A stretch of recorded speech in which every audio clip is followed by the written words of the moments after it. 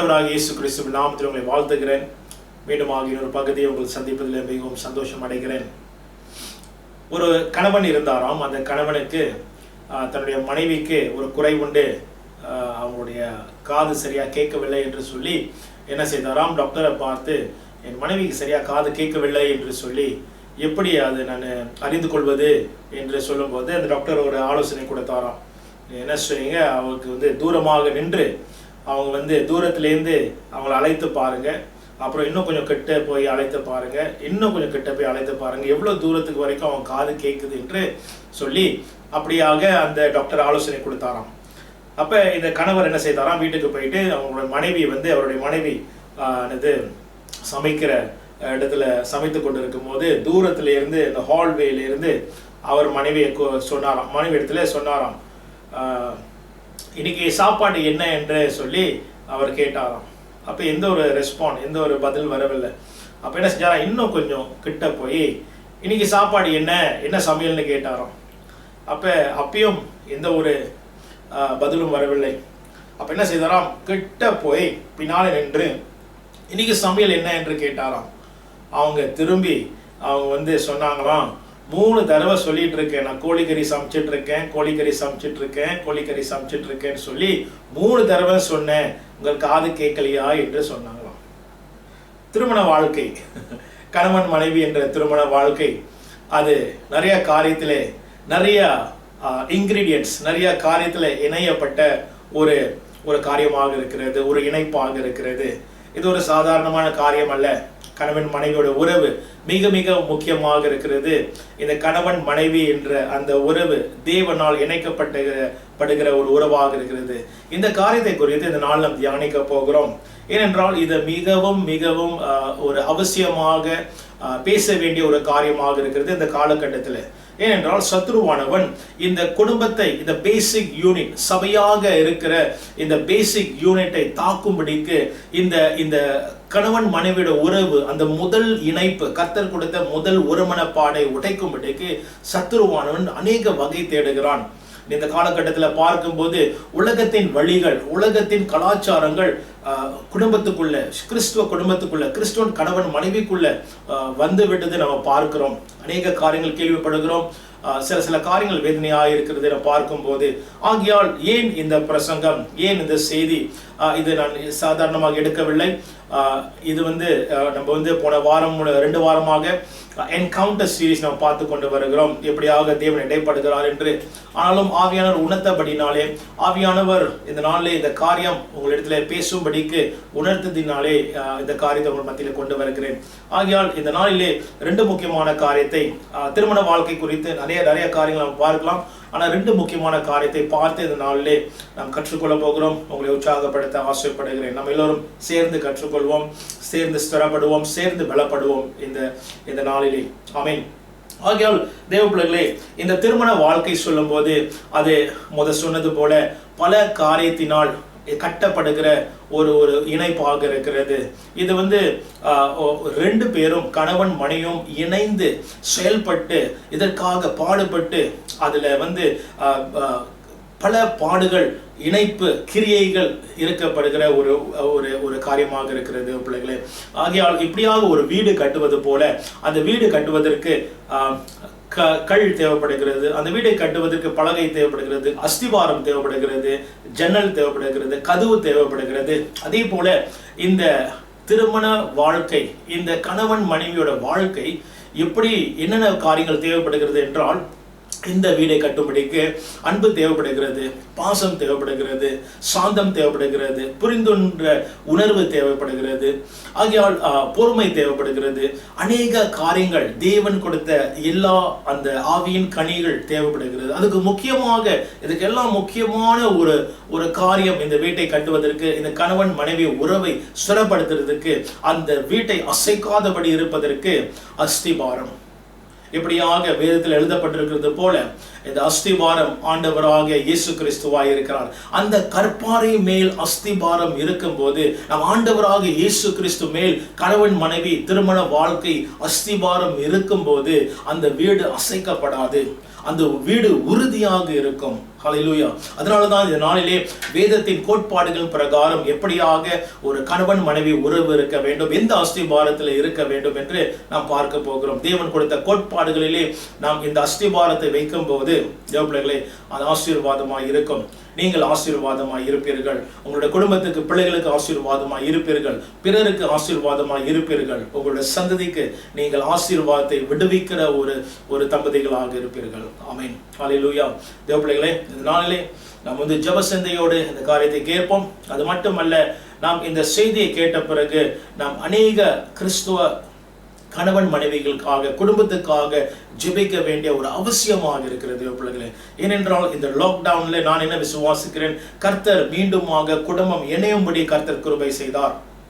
தேவ பிள்ளைகளே, எப்பொழுதும் ஒரு தீங்கு நடக்கும் போது ஒரு காரியம் ஒரு காரியங்கள் எதிர்ப்பாக வரும்போது கர்த்தர் அந்த காரியத்தை நன்மையாக மாற்றுகிற தேவனாய் இருக்கிறார். அவர் நன்மையாக அவர் மாற்றுகிற தேவன், வல்லமையுள்ள தேவனாய் இருக்கிறார். ஆமென். ஆகையால் இந்த லாக்டவுன்ல நம்ம என்ன பார்த்தோம் என்றால், ஆண்டவர் குடும்பத்தை இணைத்தார். ஆமென். இணைத்து இந்த குடும்பத்தை சிறப்படும்படிக்கு the basic unit of the body of Christ, கிறிஸ்துவின் சரீரமாக இருக்கிற முதல் அந்த இணைப்பு, முதல் அந்த ஒருமனப்பாடு என்னவென்றால் குடும்பம். இந்த குடும்பம் ஸ்திரப்படும்படி தேவன் விருப்பப்படுகிறார். ஆமென். So God is bringing us back to the basic unit for us to be strengthened in that.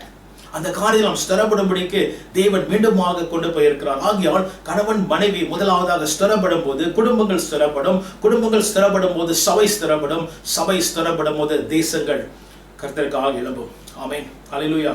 ஆகையால் இந்த முதல் காரியம் கணவன் மனைவியுடைய இணைப்பை நாம் பார்க்க போகிறோம் இந்த வேளையிலே. ஆமென். கர்த்தர் உங்களை ஆசீர்வதிப்பாராக. ஆமென். முதல் காரியத்தை நாம் பார்ப்போம். முதல் காரியம் முதல் திருமணம். உலகத்திலே நடந்த முதல் திருமணத்தை நாம் பார்க்க போகிறோம்.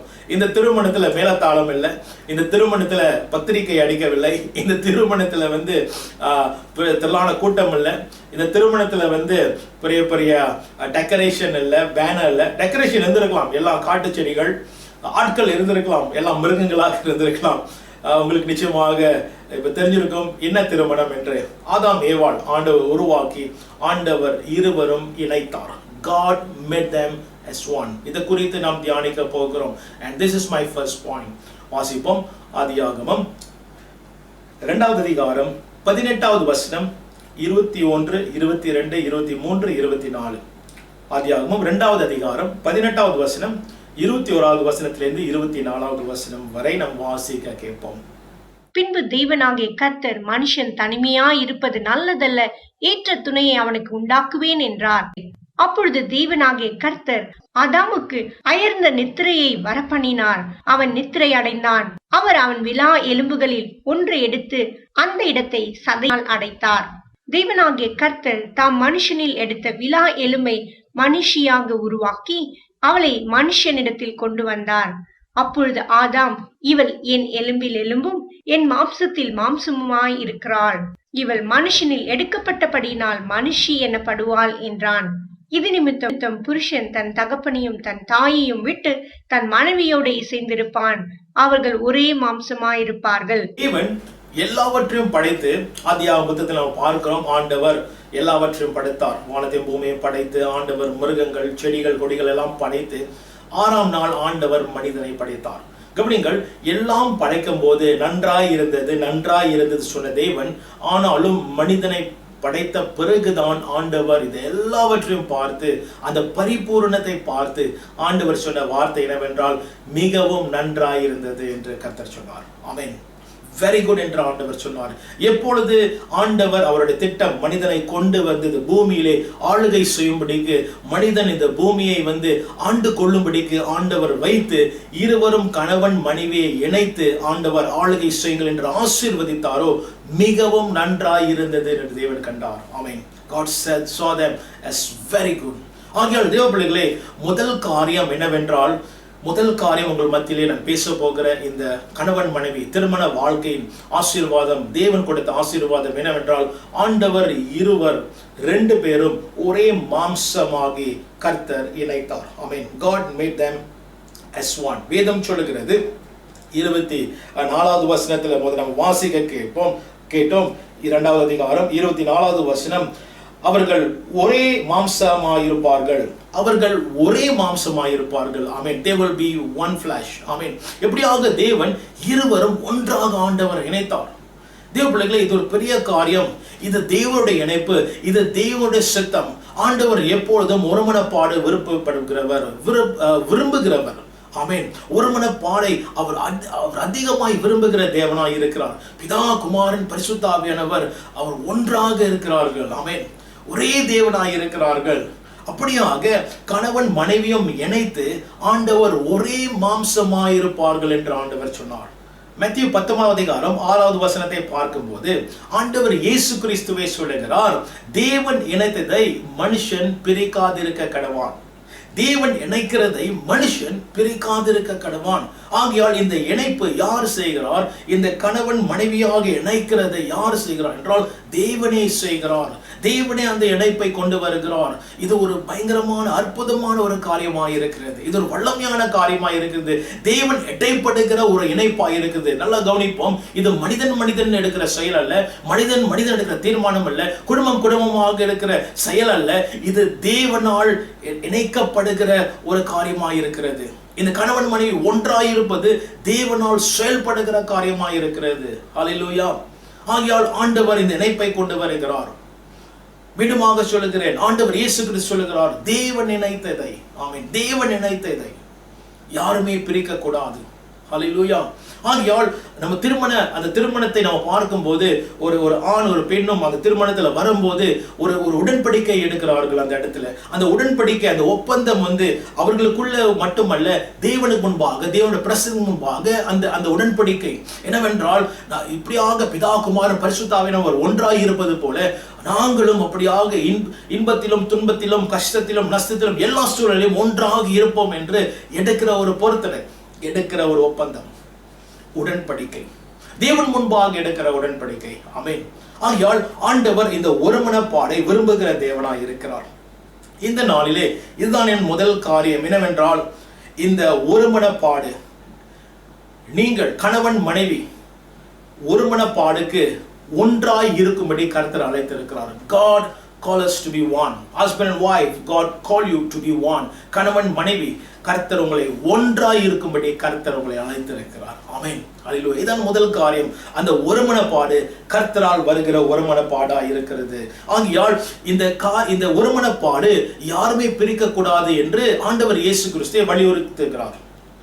சத்துருவானவன் இந்த இணைப்பை, கர்த்தர் இணைத்ததை அவன் கெடுக்கவும், அதை நாசமாக்கவும், அதை பிரிக்கவும் அவன் வருவான். இதான் அவனுடைய வேலை. இதனால்தான் அநேக குடும்பங்கள் சிதறி போய் கிடக்கிறது. அநேக கணவன் மனைவி உறவுகள் நாம் பார்க்கும்போது தவறான காரியங்கள் நுழைகிறது, தவறான விதைகள் நுழைகிறது, தவறான உலகத்தின் வழிகள் நுழைகிறது குடும்பத்துக்குள்ள, கணவன் மனைவி உறவுக்குள்ள. சத்துருவானவன் எப்படியாக இந்த இணைப்பை பிரிக்கும்படிதான் அவன் செய்வான். அவன் திருடவும், கொல்லவும், அழிக்கவும் வருகிறான் என்று வேதத்தில் நம்ம பார்க்கிறோம். சமாதானத்தை திருட வருகிறான், சந்தோஷத்தை திருட வருகிறான், அந்த உறவை கொள்ள வருகிறான், நம்மளை அழிக்க வருகிறான். தேவப்பிள்ளைகளே, மிக மிக கவனமாக இருக்க வேண்டும் இந்த காரியத்திலே.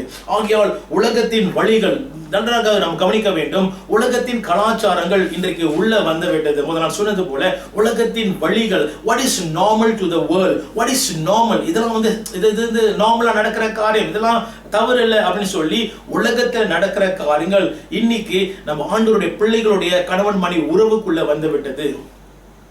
நன்றாக நம்ம கவனிக்க வேண்டும். நன்றாக கவனமாக நம்ம இந்த காரியத்தை நம்ம அது கவனமாக நம்ம எடுத்துக்கொள்ள வேண்டும். இது சாதாரண காரியம் அல்ல. அப்ப எந்தெந்த காரியம் நம்ம வீட்டுக்குள்ள நுழைகிறதோ நம் கவனமாக அதை ஃபில்டர் பண்ண வேண்டியதா இருக்கிறது. நம்ம அதை ஃபில்டர் பண்ண வேண்டியதா இருக்குது. எந்த காரியம், எந்த விதை நுழைகிறது, இது கர்த்தருக்கு பிரியமாய் இருக்கிறதா என்று. ஏனென்றால் சத்துருவானவன் இந்த ஒருமனப்பாடை பிரிக்கிறவனாய் காணப்படுகிறான். அது எப்படியாவது கொண்டு வருவான், எந்த விதத்திலேயாவது அவன் கொண்டு வருவான். தேவ பிள்ளைகளே, கவனமாக இருக்க வேண்டும். ஏதேன் தோட்டத்துல ஆதாம் ஏவாள் ஏதேன் தோட்டத்தில் இருக்கும்போது சத்துருவான் நுழைந்தான். 3வது அதிகாரத்தில் அவன் பார்க்கும்போது பிசாசானவன் பாம்பின் ரூபத்தில் அவன் வருகிறான். அவன் என்ன செய்தான்? அவன் அந்த குடும்பத்தில் அவன் நுழைந்து பாவத்தை அவன் விதைத்தான். பழத்தை சாப்பிடும்படிக்கு ஆண்டவர் எதை செய்ய வேண்டாம்னு சொன்னாரோ அதை செய்யும்படிக்கு அவன் அப்படியாக இவர்களை சொல்லி இவர்களிடத்துல அப்படியாக கவர்ச்சியை கொடுத்து பாவத்திலே விழுவ செய்தான். கவனிகள் தேவ பிள்ளைகளே, எப்பொழுது சத்துருவான் நுழைகிறானோ அங்க பிரிவினை நடக்கும். அவன் நுழையும் போது தேவனுக்கும் மனிதனுக்கும் ஒரு பிரிவினை நடந்தது. அங்க பார்த்தீங்கள் என்றால் கணவன் மனைவிக்கும் ஒரு பிரிவினை நடந்தது. எப்ப ஆண்டவர் வந்தாரோ, நீங்க பழத்தை சாப்பிட்டீங்களோ என்று சொல்லும் போது ஆடாம் என்ன சொன்னான்? ஆடாம் சொன்ன வார்த்தை, நீங்க கொடுத்த மனைவி தான், நீங்கள் கொடுத்த அந்த பெண்ணு தான், அவதான் கொடுத்தா என்று சொல்லி அவன் தன்னைத்தானே அவன் என்ன செய்யறான்? பிரித்துக் கொள்ளுகிறான். அந்த ஒருமனப்பாடு பிரித்துக் கொள்ளுகிறான். அவனும் சேர்ந்து சாப்பிட்டான். கவனிங்கள் தேவ பிள்ளைகளே, சத்துருவானவன் நுழையும் போது பிரிவினை கொண்டு வருகிறவனாய் காணப்படுகிறான். ஆகையால் இதனால் தான் இது மிக மிக அவசியமாய் இருக்கிறது. நாம் இதில் இந்த காரியத்தை தியானிக்கும்படி, இந்த காரியத்தில் கவனமாய் இருக்கும்படிக்கு, நாம் அதிகமாய் ஜெபிக்கும்படி, பிறருக்காய் ஜெபிக்கும்படி ரொம்ப ரொம்ப அவசியமாய் இருக்கிறது. ஏனென்றால் பிசாசானவனுக்கு தெரியும், இந்த ஒருமனப்பாடு வரும்போது, இந்த முதல் பேசிக் யூனிட் கணவன் மனைவி ஒருமனப்பட்டு இருக்கும் போது, தேவன் சந்நிதியிலே ஒருமனமாய் நிற்கும் போது பெரிய காரியம் நடக்கும். பிள்ளைகள் ஆசீர்வதிக்கப்படும், நன்மைகள் விடுவிக்கப்படும். தேவ பிள்ளைகளே, அவனுக்கு தெரியும் நன்மை விடுவிக்கப்படும், பூமி ஆசீர்வாதமாய் இருக்கும். அவனுக்கு நன்றாக தெரியும்.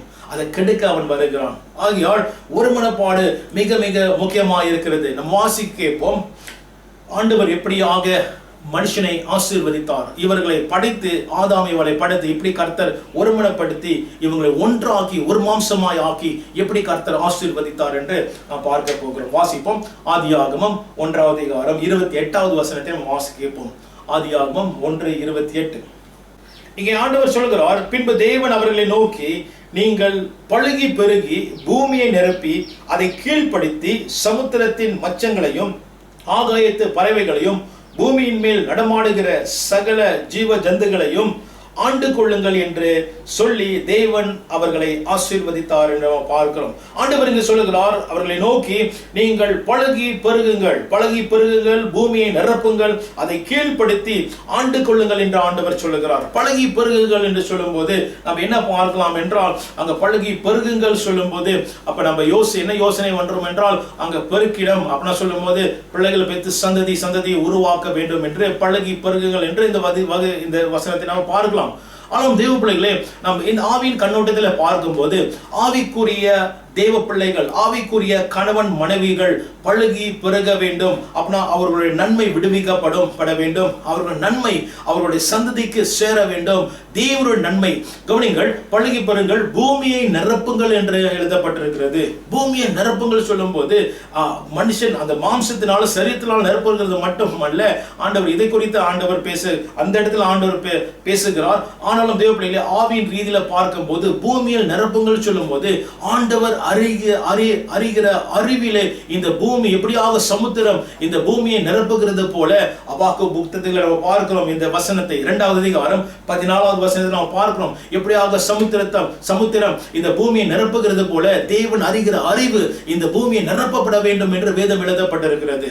ஆகையால் தேவ பிள்ளைகளே, இந்த தம்பதிகள் மூலியம், இந்த கணவன் மனைவி மூலியமாக, இந்த ஹஸ்பண்ட் வைஃப் மூலியமாக, இந்த உறவு மூலியமாக, குடும்பங்கள் மூலியமாக இந்த ஆசீர்வாதம், தேவனுடைய அறிகிற அறிவு பூமியை நிரப்பப்பட வேண்டும் என்று தேவனுடைய விருப்பம்.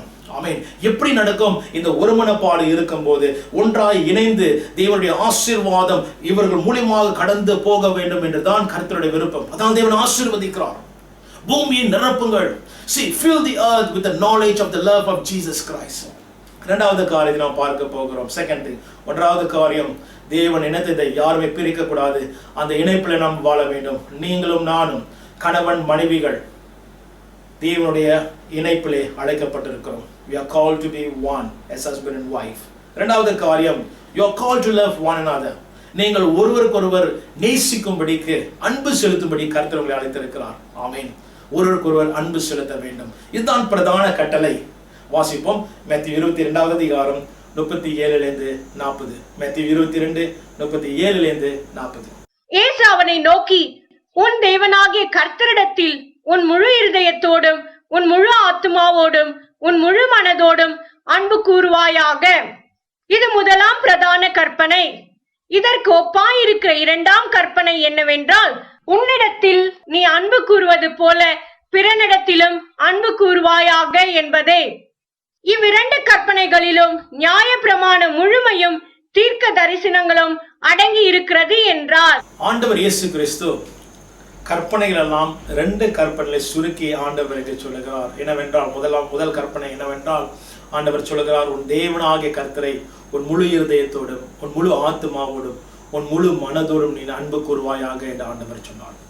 உன் தேவனாகிய கர்த்தர் முழு இருதயத்தோடும் உன் முழு ஆத்துமாவோடும் உன் முழு மனதோடும் நீ அன்பு கூற வேண்டும் என்று கர்த்தர் சொன்ன இந்த கற்பனை ஒரு சாதாரண கற்பனை அல்ல, இது முதலாம் பிரதான கற்பனை என்று ஆண்டவர் இயேசு கிறிஸ்து சொல்லுகிறார். ஆமென். பிரதான கற்பனை. இந்த கற்பனை நம் வாழ்க்கையில கொண்டு வரும்போது, நம் குடும்பத்துல கொண்டு வரும்போது அது ஆசீர்வாதமாய் காணப்படும் என்று இந்த நாளிலே உங்களை உற்சாகப்படுத்த விரும்புகிறேன். This is the secret. இதுதான் ரகசியம். தேவ பிள்ளைகளே, முதலாவதாக மேலான உறவு சரிப்படுத்தும் போது கீழான உறவு சரியாக இருக்கும். முதலாவது தேவனுக்கு அன்பு செலுத்தும் போது, தேவனிடத்தில் அன்பு கூறும் போது இந்த அன்பு சரியாக இருக்கும். இது குறித்து நாம் பார்க்க போகிறோம். தேவ பிள்ளைகளே, இந்த அன்பை குறித்து ஆண்டவர் இந்த காரியத்தை இங்கிருந்து ஆண்டவர் எடுத்து பேசுகிறார் என்றால் உபாகம் புத்தகத்தில் எழுதப்பட்ட காரியங்கள். பழைய ஏற்பாட்டிலே இந்த காரியம் எழுதப்பட்டிருக்கிறது.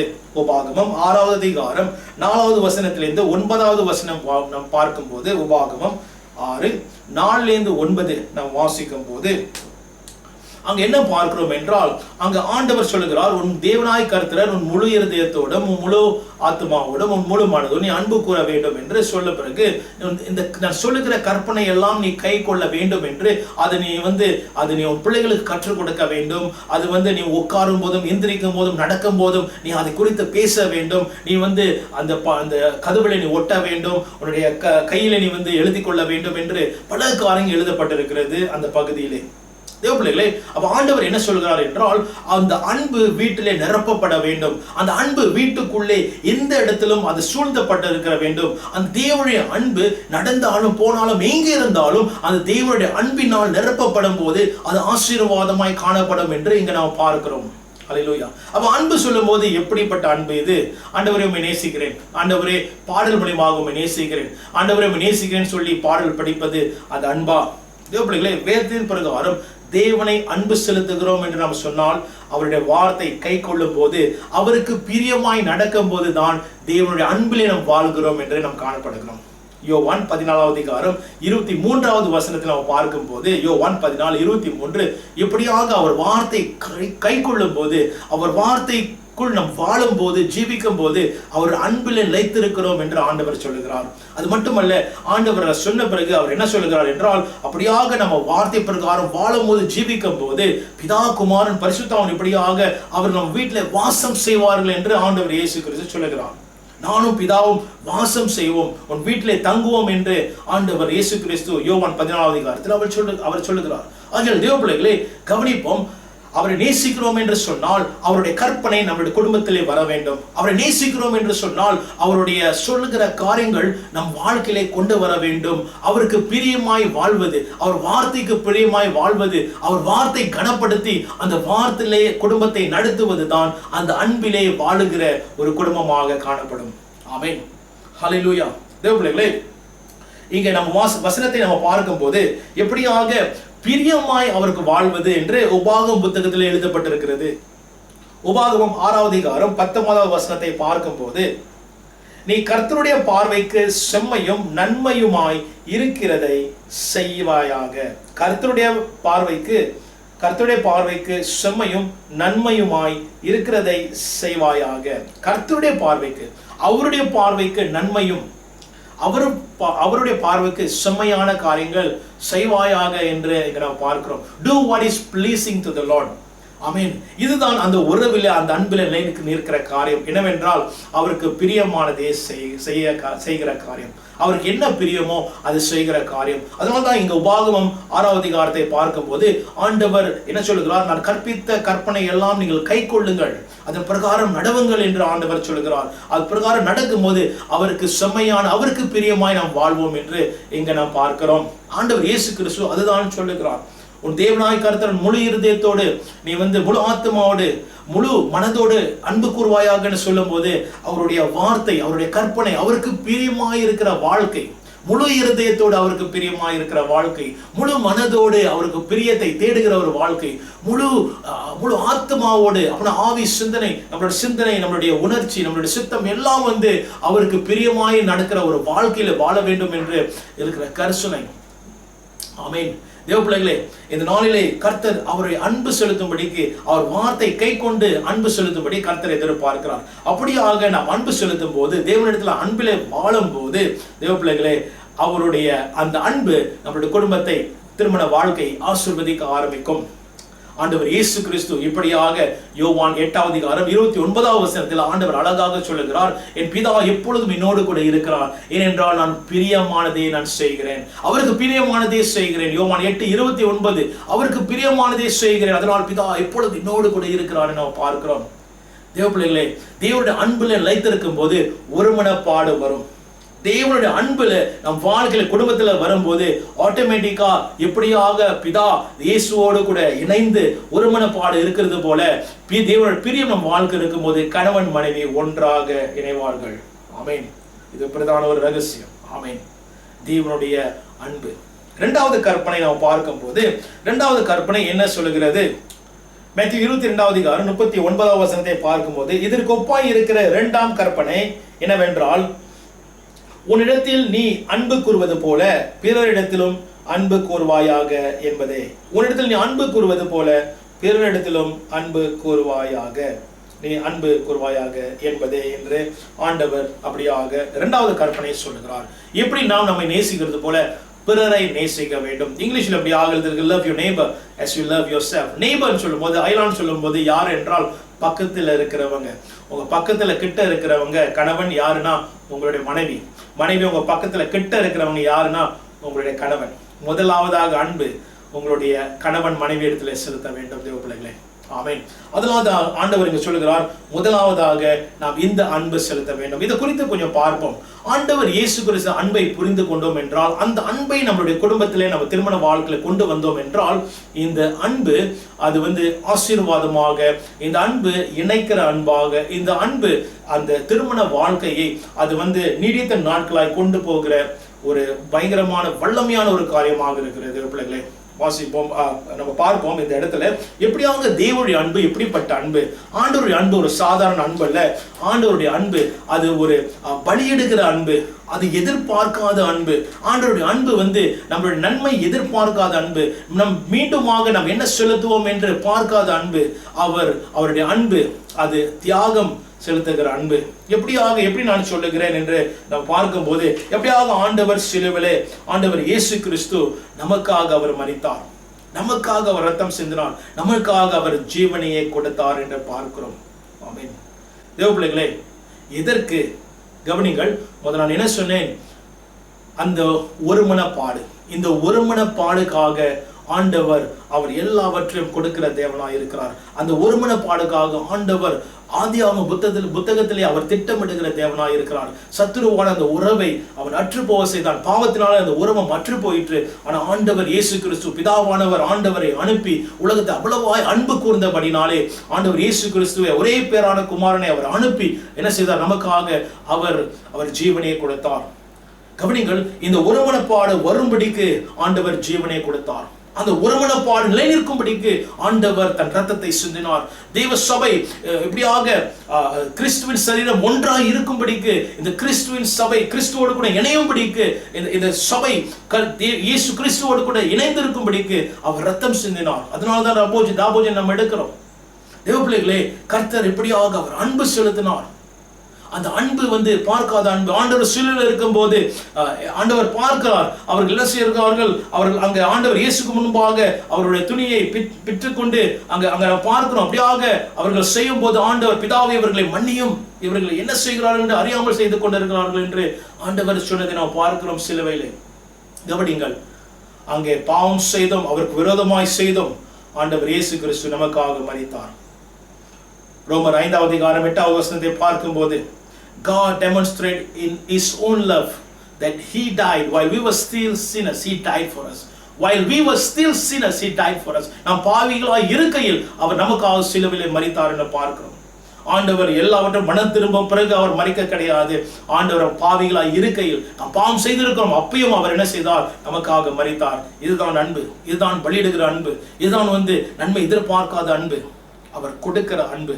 இந்த அன்பு நம்ம குடும்பத்திலே கொண்டு வரும்படி கர்த்தர் எதிர்பார்க்கிறார். இந்த அன்பு நம் குடும்பத்திலே விடுவிக்கும்படி கர்த்தர் எதிர்பார்க்கிறார். எபேசியர் புத்தகத்திலே 5வது அதிகாரத்தில் நாம் பார்க்கிறோம் எப்படியாக அங்கு எழுதப்பட்டிருக்கு, புருஷர்களே உங்களுடைய மனைவி எப்படியாக கிறிஸ்து சபை மேல் அன்பு செலுத்துவது போல நீங்கள் அன்பு செலுத்துங்கள் என்று நாம் பார்க்கிறோம். புருஷர்கள் மனைவி மட்டுமல்ல, மனைவி புருஷர்கள் அன்பு செலுத்த வேண்டும் என்று நம்ம இந்த வசனத்தில் நாம் எடுத்துக்கொள்ள வேண்டும். எப்படி ஆண்டவர் சபைக்கு அன்பு செலுத்திருந்தது போல, எப்படி ஆண்டவர் இயேசு கிறிஸ்து சபைக்கு அன்பு செலுத்தினார்? தன் ஜீவனையே கொடுத்தார். sacrificial love. அவர் தன் ஜீவனையை, அவர் உயிரை கொடுத்தார். அப்படியாக நாம் அந்த பலியிடுகிற அன்பினால் அன்பு செலுத்தும் போது நம்மளுடைய சுய காரியத்துக்கு, நம்மளுடைய சுய சித்தத்துக்கு எதிர்பார்க்காமல் நாம் நன்மையை விடுவிக்கும்படிக்கு, அன்பை விடுவிக்கும்படிக்கு இந்த அன்பு கொண்டு வரும்போது பிறருடைய அந்த ஒருவருக்கு ஒரு அன்பு, ஒருவருக்கு ஒரு உறவு ஆசீர்வாதமாக இருக்கும். தேவ பிள்ளைகளே, எப்பொழுது நாம் கேள்விப்படுவோம், எப்படியாக ஒருத்தவர்கள் திருமணம் ஆகிறதுக்கு முன்பதாக ஏன் அவங்கள பிடிக்கிறது, அப்ப அவங்கள்ட்ட கேட்கும் போது ஏன் அவரை உங்களுக்கு பிடித்திருக்குன்னு கேட்கும் போது, எனக்கு இந்த குவாலிட்டிஸ் ஒரு 10 லிஸ்ட் எனக்கு இருக்குது, இப்படியாக இருக்க வேண்டும், இப்படியாக இருக்க வேண்டும், இப்படியாக இருக்க வேண்டும் என்று ஒரு லிஸ்ட்டை போடுவாங்க. அவங்களும் சிஸ்டரும் ஒரு லிஸ்ட்டை போடுவாங்க, என்னுடைய வருங்காலம் இப்படியாக இருக்க வேண்டும் என்று. இதெல்லாம் பார்க்கும்போது அவங்களுடைய சுயநிலம், அப்படின்னா எனக்கு இப்படி வேண்டும் என்று தான் பார்க்க தவிர நாம் என்ன விடுவிக்க வேண்டும் என்று யோசிப்பது மிக மிக குறைவு. அதே போல திருமண வாழ்க்கை வந்த பிறகு எனக்கு இது செய்யவில்லை, அது செய்யவில்லை என்று அப்படியாக தன்னைத்தானே பார்க்கிற அந்த சுபாவத்தை தான் நம்ம பார்க்கிறோம் தவிர, நாம் என்னத்தை பிரியப்படுத்த வேண்டும், இந்த காரியத்தில் நான் பிரியப்படுத்த முடியும், இந்த காரியத்தில் அவங்களுக்கு பிரியமானதை செய்ய முடியும், இந்த காரியத்தில் அவங்களை உதவி செய்ய முடியும், இந்த காரியத்தில் அவங்களை பிரஸ்தரப்படுத்த வேண்டும் என்று நாம் அந்த யோசனை சில நேரத்தில் நம்மளுடைய சிந்தனைக்குள் வரவில்லை. தேவப்பிள்ளைகளே, நான் பேசுவது ஒரு சாதாரணமாக பேசலாம், ஆனா வழிமுறைக்கு அது கடினம் என்று நிச்சயமாக நீங்கள் என்னோடு கூட ஒத்துக்கொள்ள முடியும். It's not easy. It's easy to talk, but it's hard to go through. But let me tell you, இந்த காரியம் சொல்லுகிறேன், இதனால் தான் நம்மோடு கூட பரிசுத்த ஆவியானவர் இருக்கிறார். இதனால தான் நம்மளை பலப்படுத்துவதற்கு, நம்மளை ஸ்திரப்படுத்துவதற்கு, அந்த பலவீனத்தில் பலன் கொடுப்பதற்கு, நம்மளுடைய எப்படி செயல்முறை எப்படி நாம் கொண்டு வருது, எப்படி இந்த காரியத்தை நாம் செயல்படுகிறது என்று அந்த பலவீனத்தின் நேரத்தில் அவர் தேற்றவாள நம்மளை தேற்றி பலப்படுத்தி நமக்காக விண்ணப்பம் செய்கிறவர் பரிசுத்த ஆவியானவர் நம்மோடு கூட இருக்கிறார். ஆமென். ஆவியானவர் நம்மோடு கூட இடைப்படும் போது, அவரோடு கூட இணையும் போது, நம்ம சொல்றது போல மேலான உறவு, அவரோடு கூட இணையும் போது கீழான உறவு சரியாக இருக்கும். தேவனுடைய அன்பு நாம் கொண்டு வரும் போது, அல்லேலூயா, இந்த அன்பு நம்ம குடும்பத்திலே அது பிரகாசிக்க ஆரம்பிக்கும். இந்த அன்பு நம்மளுடைய மனைவி இடத்துல, கணவன் இடத்துல போகிறது மட்டுமல்ல, பிள்ளைகள் இடத்துல வழிந்தோட ஆரம்பிக்கும். தேவ பிள்ளைகளே, ஆமென், அல்லேலூயா. அன்பு, தேவனுடைய அன்பு, தேவனுடைய அன்பு கொண்டு வர வேண்டும். தேவனுடைய அன்பு நம்மளுடைய உறவு, கணவன் மனைவியோட உறவுல கொண்டு வர வேண்டும். இந்த அன்பு பிள்ளைகளிடத்துல நம்ம காண்பிக்க வேண்டும். இந்த அன்பு நம்மளுடைய சபையில காண்பிக்க வேண்டும். தேவ பிள்ளைகளே, நான் உற்சாகமாக நான் உள்ளத்தின் ஆழத்திலிருந்து நான் பரிசுத்த ஆவியால் நிரப்பப்பட்டு நான் பேசுகிறேன். இந்த அன்பு நாம் கொண்டு வர வேண்டும். தேவனுடைய அன்பு பூமியில கொண்டு வர வேண்டும். இதுதான் சிலுவையின் அன்பு, இதுதான் இயேசு கிறிஸ்துவின் அன்பு. சிலுவையிலிருந்து எங்களுக்காக ஊற்றப்பட்ட அன்பு என்று உலகத்துக்கு நாம் காண்பிக்க வேண்டிய காலகட்டம் வந்துவிட்டது. தேவ பிள்ளைகளே, it has come and we must show it. And first of all, it must flow in our family life. It must flow in our marital life. Amen. இந்த அன்பு முதலாவதாக திருமண வாழ்க்கையிலே பொழிந்தோட வேண்டும். இந்த அன்பு நம் குடும்பத்தில் முதலாவதாக பொழிந்தோட வேண்டும். இந்த அன்பு நம்முடைய சபையிலே பொழிந்தோட வேண்டும். சபையிலே பார்க்க வேண்டும், அன்பை பார்க்க வேண்டும். தேவனுடைய அன்பு பிரகாசிக்க வேண்டும். தேவ பிள்ளைகளே, ஆமென். இதற்காக நாம் தீவிரமாக ஜெபிப்போம். பிரிவினை ஒழிய வேண்டும், பிரிவினை போக வேண்டும், கசப்பு போக வேண்டும், வெறுப்பு போக வேண்டும், சுயசித்தம் போக வேண்டும். தேவனுடைய அன்பு ஆளுகை செய்ய வேண்டும் என்று நான் ஜெபிக்க பிரயாசிக்கிறேன். நீங்களும் அப்படியாக ஜெபிக்க வேண்டும். தேவ பிள்ளைகளே, ஆமென். ஆவியானவர் நம் மத்தியிலே கிரியை செய்வார். ஆவிய நம் மத்தியிலே பெரிய காரியம் செய்ய போகிறார். நம் குடும்பம் எழும்ப போகிறது. கணவன் மனைவிகள் எழும்ப போகிறார்கள். தேவ பிள்ளைகளே, ஹல்லேலூயா. தேவ பிள்ளைகளே, இது 2 காரியம், சுருக்கமான காரியம் உங்கள் மத்தியிலே நான் பேசி இருக்கிறேன். ஒரு மனப்பாடு, ஒன்றாக இருக்க வேண்டும். 2வது காரியம், தேவனுடைய அன்பை நாம் கொண்டு வர வேண்டும். இந்த ஒரு மனப்பாடுக்கு எதிராக வருகிற ஒவ்வொரு காரியங்களும் நாம் எதிர்த்து நிற்போம். அன்பை கொண்டு வருவோம். தேவன் அன்பை நம் குடும்பத்தில் கொண்டு வருவோம். திருமண வாழ்க்கையை கொண்டு வருவோம். கர்த்தர் நிச்சயமாக உங்களை ஆசீர்வதித்து உங்களை நடத்துவார் என்று விசுவாசிக்கிறேன். தேவ பிள்ளைகளே, இரண்டாவது காரியம் சொன்னேன், அன்பு. அந்த அன்பு எப்படி நிலைநிற்க வேண்டும்? சத்தியத்தை கொண்டு வர வேண்டும். சத்தியம் நம் குடும்பத்தில் இருக்க வேண்டும். நன்றாக அறிந்து கொள்ள வேண்டும். சத்தியம் விடுதலையாக்கும். சத்தியத்தை அறிவீர்கள், சத்தியம் விடுதலையாக்கும். நீங்கள் சத்தியத்தில் நிற்கும் போது, உங்கள் திருமண வாழ்க்கையிலே குடும்பத்திலே சத்தியத்தை கொண்டு வரும்போது, இந்த சத்தியம் அநேக காரியத்திலே உங்களை விடுதலையாக்கும். It will deliver you. இந்த சத்தியம் உங்களை விடுதலையாக்கும். மீண்டும் மீண்டுமாக சொல்கிறேன், ஆண்டவருடைய சத்தியம், ஆண்டவருடைய அன்பு உங்கள் குடும்பத்திலே விடுதலையாக்கும். விடுதலை செய்யும் இயேசுவின் நாமத்தினால். ஆமென். ஹல்லேலூயா. வேதம் சொல்கிறது, அன்பு சகலத்தையும் வெல்லும். சகலத்தையும் வெல்லும். ஆமென். ஹல்லேலூயா. ஆகையால் இந்த அன்பை கொண்டு வரும். 1 கொரிந்தியர் 13வது அதிகாரம், 1 கொரிந்தியர் 13வது அதிகாரம் அன்பை குறித்து எழுதப்பட்டிருக்கிறது. அந்த அன்பை கொண்டு வருவோம் தேவ பிள்ளைகளே. நாம் எந்த ஊழியம் செய்தாலும், என்ன பயங்கரமாக நாம் ஆராதித்தாலும், எல்லா கரங்கள் காட்டிலும் நம்ம கரங்கள் ஒன்றி மேலாக உயர்த்தி ஆராதித்தாலும், நாம் அந்நிய பாஷை பேசினாலும், பயங்கரமாக ஊழியம் செய்தாலும், அன்பை இராவிட்டால் ஒன்றும் இல்லை என்று நம் வேதத்திலே பார்க்கிறோம். ஆகையால் அன்பை கொண்டு வருவோம். தேவன் பிரியப்படுவார். God will be delighted in that. இதனால் தேவ பிள்ளைகளே, சில காரியம் குடும்பத்திலே திருமண வாழ்க்கையில இருந்தால், இது ஒப்புரவாதல் செய்கிற ஒரு காலகட்டமாக இருக்கிறது. கசப்பு இருந்தால், வெறுப்பு இருந்தால், பிரிவினை இருந்தால், தேவ பிள்ளைகளே, இதனால் கர்த்தருடைய சமூகத்திலே அவர் அன்பினால் நிரப்பப்பட்டு ஒப்புரவாகிற ஒரு காலகட்டமாக இருக்கிறது. ஒப்புரவாகும். கடந்ததை மறந்து விடுவோம். நடந்ததை மறந்து விடுவோம். அதை கசப்பாய் மாறாதபடிக்கு கர்த்தர் சமூகத்தில் ஒப்பு கொடுத்து அதை மறந்து விட்டு கர்த்தர் நாமத்தை மகிமைப்படுத்துவோம். தேவ பிள்ளைகளே, கர்த்தர் நாமத்தை மகிமைப்படுத்துவோம். அவர் நாமத்தை உயர்த்துவோம். பிசாசோட தலையை நாம் மிதிப்போம். ஆமென். ஒரு மனப்பாடு வரும்போது, தேவன் சித்தத்தை செய்யும் போது, ஒன்றாய் இணைந்து அவர் அன்பை கொண்டு வரும்போது, பிசாசின் தலையை நீங்களும் நானும் மிதிக்க ஆரம்பிப்போம். தேவ பிள்ளைகளே, ஆமென். ஹல்லேலூயா. ஒரு கதை சொல்லி நான் முடிக்க ஆசைப்படுகிறேன். 2 நபர்கள் இருந்தார்களாம். அந்த 2 நபர்கள் அவங்க ஒரு பிரயாணத்தில் போனாங்களாம். தூர பிரயாணத்தில் போனாங்களாம். அந்த தூர பிரயாணத்தில் போகும்போது அதுல ஒரு மனிதன், ஒரு நபர் வச்சுக்குமே, ஏன்னு வச்சுக்குமே, ஏ என்ன செய்தாரு, பியை கோபத்தினால சில காரியத்தினால ஒரே விட்டாராம், அடிச்சுட்டாராம். அப்ப அந்த பி என்ன செஞ்சாங்களாம், அவங்க மண்ணில் எழுதுனாங்களாம். அவர் செஞ்ச ஒரு காரியம், இன்னைக்கு ஏ என்னை அறந்து விட்டார், மண்ணில் எழுதினாராம். அப்ப இன்னும் பிரயாணத்துல போகும்போது அப்போ பி என்ன செஞ்சாங்க, ஒரு தண்ணியில விழுந்துட்டாங்களாம். விழுந்து அவங்க முழுகிற நேரத்துல ஏ காப்பாற்றினாராம். அப்போ அவங்க என்ன செஞ்சாங்களாம், எழுந்து வந்த பிறகு ஒரு பலகையில எழுதினாங்களாம். அந்த பலகையில இன்னைக்கு ஏ என்னை காப்பாற்றி விட்டார், உயிரை அவர் காப்பாற்றி விட்டார் என்று எழுதினாங்களாம். அப்ப ஏ கேட்டாராம், நீ நான் இப்படியாக உன்னை அறையும் போது நீ மண்ணில் எழுதின, ஆனா நான் உன்னை காப்பாற்றும் போது பலகையில எழுதினேன், ஏன் அப்படின்னு கேட்கும்போது அவங்க சொன்னாங்களாம், மண்ணில் ஏன் எழுதினால் அந்த நடந்த அந்த சம்பவம், அந்த நடந்த அந்த பாதிப்பு, அது என்ன செய்யும், மண்ணில் நிலைநிற்காது, காற்று அதை அடித்து விடும், அது மறைந்து விடும். ஆனா பலகையில் இருந்தால் அது சதா காலமும் இருக்கும். நன்மை சதா காலமும் என் இருதயத்தில் இருக்க வேண்டும்.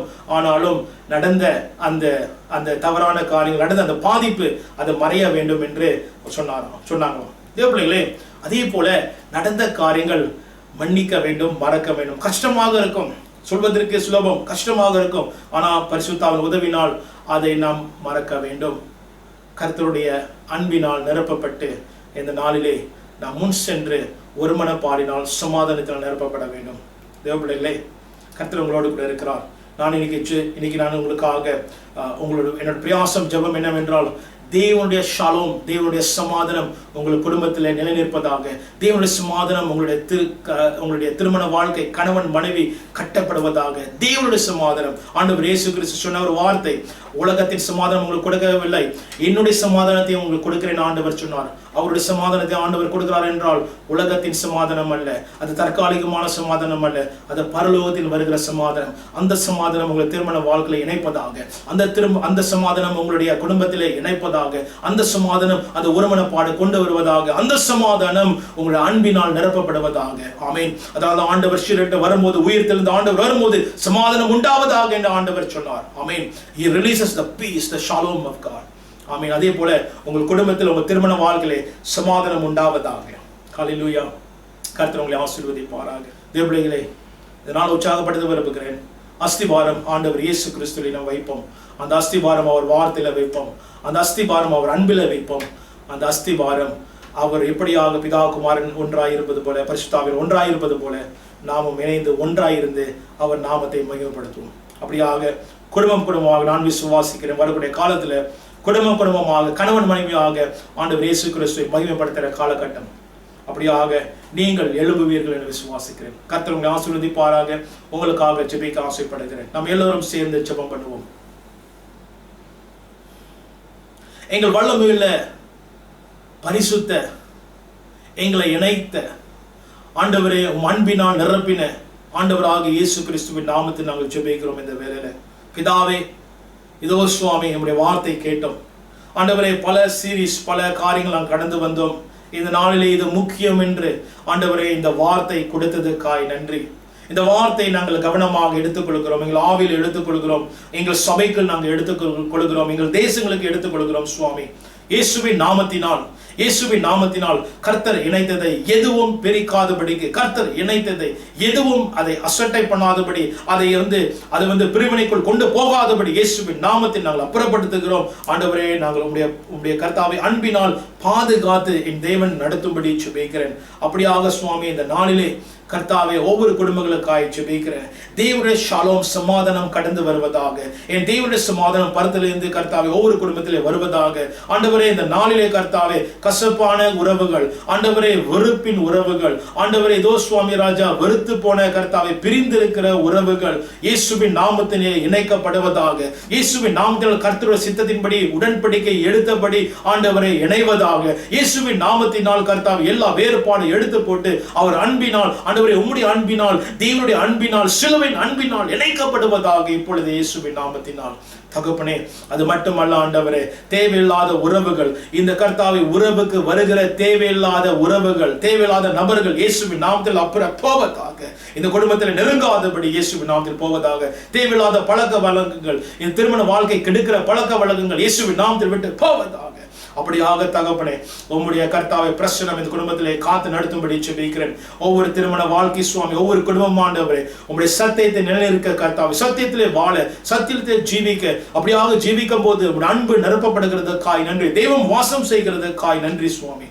ஒவ்வொரு குடும்பத்தையும் ஆசீர்வதிங்க ஆண்டவரே. எங்கள் பிரயாசம் ஜெபம், ஒவ்வொரு குடும்பமும் என் தேசத்திலே எழும்ப வேண்டும். ஒவ்வொரு கர்த்தாவை கணவன் மனைவியாக எழும்ப வேண்டும் இயேசுவின் நாமத்தினால். கர்த்தா, ஒவ்வொரு கணவன் மனைவி இயேசுவுக்காக எழும்ப வேண்டும். இயேசு அன்பை பிரதிபலிக்க வேண்டும் என்று கர்த்தாவை ஜெபிக்கிறோம் இந்த வேளையில. அப்படியாக ஆசீர்வதிங்க, பலப்படுத்துங்க, ஸ்திரப்படுத்துங்க சுவாமி.